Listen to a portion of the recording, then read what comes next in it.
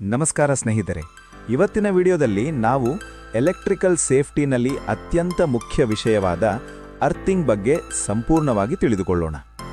Earthing ಎಂದರೇನು? ವಿದ್ಯುತ್ shock ತಪ್ಪಿಸುವ ರಹಸ್ಯ. ಅರ್ಥಿಂಗ್ ಇಲ್ಲದ ಮನೆ ಅಪಾಯ. ನಿಮ್ಮ ಮನೆಯಲ್ಲಿ ಅರ್ಥಿಂಗ್ ಇದೆಯೇ? ಇಲ್ಲದಿದ್ದರೆ ಈ ವಿಡಿಯೋ ತಪ್ಪದೆ ನೋಡಿ. ಮೊದಲನೆಯದು, ಅರ್ಥಿಂಗ್ ಎಂದರೇನು? ಅದು ನಮಗೆ ಏಕೆ ಬೇಕು?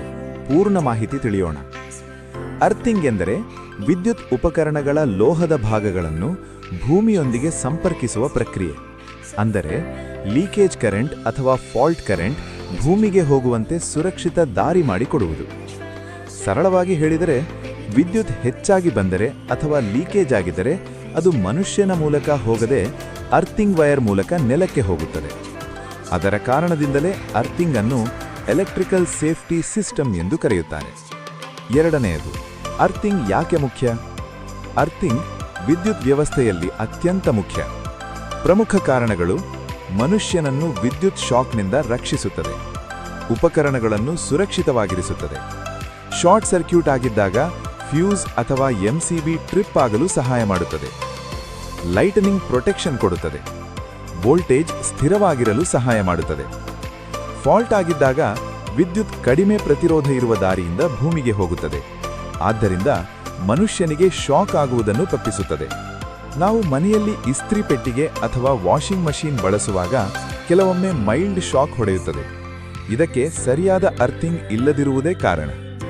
3 ಪಿನ್ ಪ್ಲಗ್ ಬಗ್ಗೆ ಮಾಹಿತಿ ನಮಗಿರಲೇಬೇಕು. ನಮ್ಮ ಮನೆಯ ಪ್ಲಗ್ಗಳಲ್ಲಿ 3 ಪಿನ್ನುಗಳಿರುತ್ತವೆ. ಅದರಲ್ಲಿ ಮೇಲಿನ ದಪ್ಪನೆಯ ಪಿನ್ ಅರ್ಥಿಂಗ್ ಆಗಿರುತ್ತದೆ. ಮೂರನೆಯದು, ಅರ್ಥಿಂಗ್ ಹೇಗೆ ಕೆಲಸ ಮಾಡುತ್ತದೆ?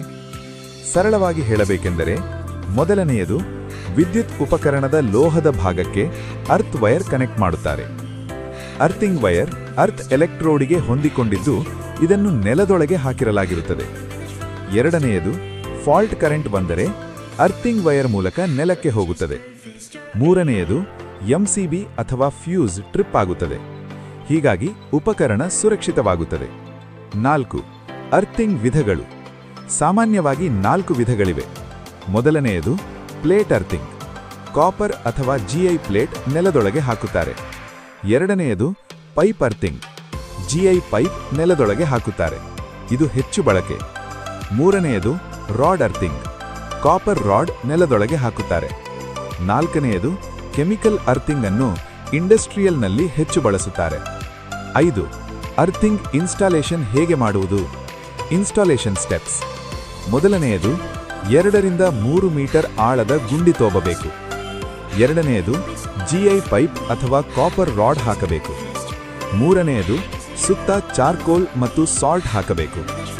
ನಾಲ್ಕನೆಯದು ಅರ್ತ್ ವೈರ್ ಅನ್ನು ಎಲೆಕ್ಟ್ರೋಡ್ಗೆ ಕನೆಕ್ಟ್ ಮಾಡಬೇಕು. ಐದನೆಯದು ವಾಟರ್ ಪೋರಿಂಗ್ ಪೈಪ್ ಇಡಬೇಕು. ಇದನ್ನು ಅರ್ತ್ ಪಿಟ್ ಎಂದು ಕರೆಯುತ್ತಾರೆ. 6. ಅರ್ಥಿಂಗ್ ಎಲ್ಲಿ ಬಳಸುತ್ತಾರೆ? ಅರ್ಥಿಂಗ್ ಬಹುತೇಕ ಎಲ್ಲೆಡೆ ಬಳಸುತ್ತಾರೆ.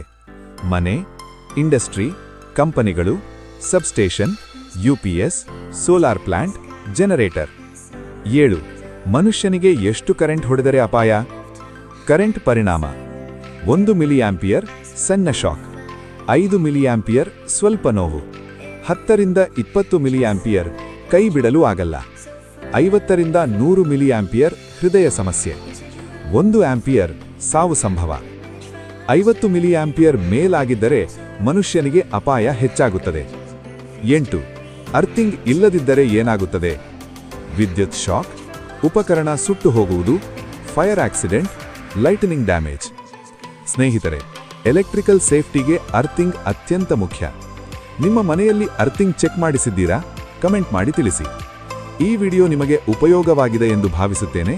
ಲೈಕ್ ಮಾಡಿ, ಶೇರ್ ಮಾಡಿ ಮತ್ತು ಸಬ್ಸ್ಕ್ರೈಬ್ ಮಾಡಿ.